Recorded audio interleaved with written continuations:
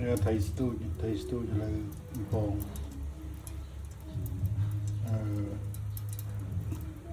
bồn thưa thầy xoài thầy stu bán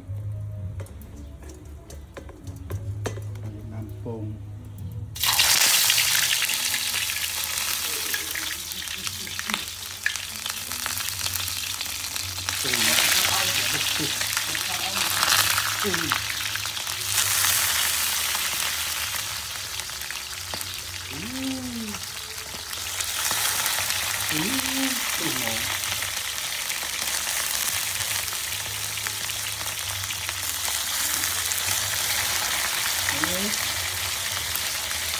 đặt lên ăn rau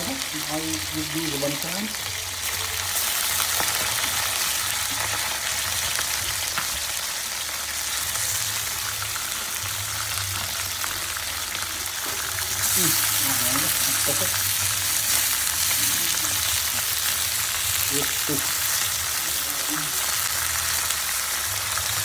non cái này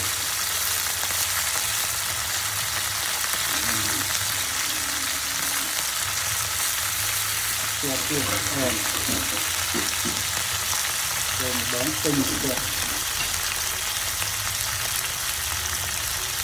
muốn try ra này ra